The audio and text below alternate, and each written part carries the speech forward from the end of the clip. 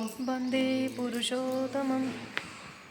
हम में से हर कोई जीवन में सुख चाहते हैं, शांति चाहते हैं, आनंद चाहते हैं, लेकिन अपनी प्रवृत्ति परायणता और अज्ञता की वजह से बहुत समय सुधा के बदले हमारे जीवन के पारावार में गरल की उत्पत्ति होता है।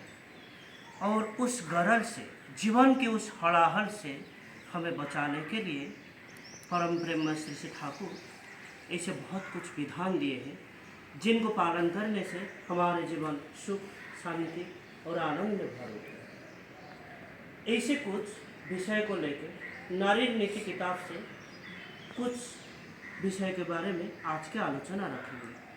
जैसे नारी चरित्र सहज नम्य होता है और ये नम्यता की वजह से कैसे विपर्जय आता है। वर वर्ण में असंस्रव, तो उपयुक्त स्वामी लाभ करने के लिए हमें किस तरह के नियम मान के चलना होगा। बहुत समय अपनी सुख्याति या सौंदर्य की भाभा सुन के विपर्जय के सामना करना होता है, तो चाटुकारिता से जो विपर्यय होता है उससे कैसे रक्षा पा सकते हैं।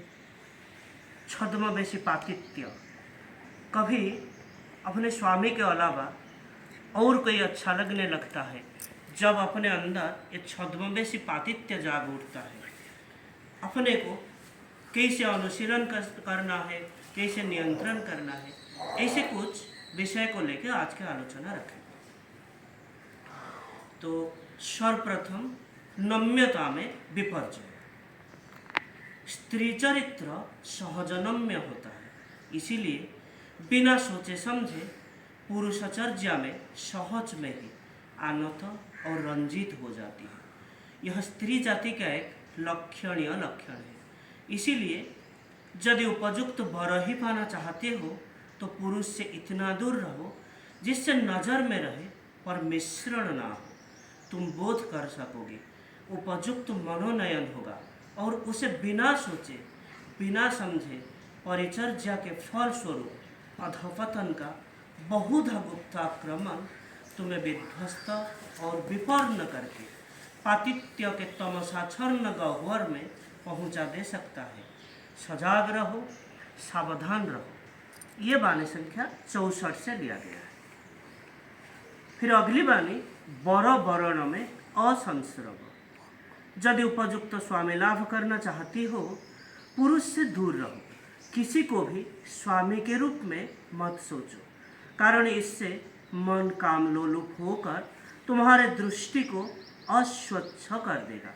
किंतु जिन्हें स्वामी बनाना चाहती हो, अनेक दुष्ट उनके इष्ट आचार, वंश, यश, स्वास्थ्य, श्रद्धा, ज्ञान इत्यादि तुम्हारे काम्य, सहनीय और वहनीय है या नहीं अवलोकन करो एवं मंगलाकांक्षी गुरुजन के साथ बातें करो और प्राप्ति में भ्रांति कम ही होगी। ये वाणी संख्या 66 से लिया गया है। अगली वाणी चाटुकारिता में विपर्जय। अनेक नारी सौंदर्य, उसकी सुख्याति, किसी कार्य की बहादुरी, प्रशंसा या उपहार इत्यादि स्त्री या पुरुष से, विशेषतः पुरुष से पाने पर उसके प्रति हठात खूब ढल पड़ती है। तभी दुष्ट व्यक्ति कायदा करके जो चाहे उससे वही करा ले सकता है। तुम किंतु सावधान हो जाओ, चाहे सुख्याति में हो और निंदा में हो, निजत्व में अटूट रहकर प्रयोजनानुसार जैसा अच्छा समझो वैसा ही चलो, कलंक से बचोगे। ये वाणी संख्या 68 से लिया गया है। अगली वाणी छद्मवेशी पातित्व। जब भी देखो तुम्हें स्वामी के अलावा और कोई ऐसा अच्छा लग रहा है जिसे लेकर व्याप्त रहने की इच्छा होती है, परंतु उसके साथ तुम्हारे स्वामी के किसी विषय या व्यापार का कोई संपर्क नहीं है, समझ लो वह तुम्हारी निष्ठा चंचल हो रही है। संभवतः पातित्य भी उसकी ओट में घुटने के बल चोर के तरह अग्रसर हो रहा है। उसी समय सावधान हो जाओ। ये वाणी संख्या 104 से लिया गया है। फिर अंत में हम पढ़ेंगे कपट बंधुत्व। जब भी देखो तुम्हारे स्वामी का कोई बंधु तुम्हारे स्वामी के प्रति उन्मुखता दिखाकर तुमसे परिचित होना चाहता है, तुम्हारी स्तुति, तुम्हारी सेवा, तुम्हारी सहानुभूति ही उसका लक्ष्य है, या तुमसे मिलकर तुम्हारे स्वामी की आलोचना और आलाप करने में व्यस्त है, किंतु वह उसकी दुनिया या पारिपार्श्विक में नहीं है।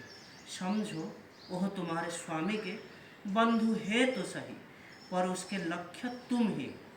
पुनः संतान के साथ बातें कर, संतान की यत्न शुश्रूषा करके तुम्हारे निकट उसकी प्रशंसा करने में, वार्तालाप करने में जब भी उसे व्यस्त देखो तो तुम अच्छी तरह समझ लो उसके लक्ष्य तुम्हारी संतान नहीं है, बल्कि तुम हो।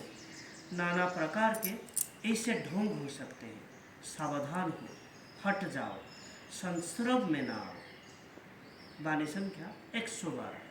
तो आज के लिए इतना है। वंदे पुरुषोत्तमम्। वन्दे पुरुषोत्तमम्। जय।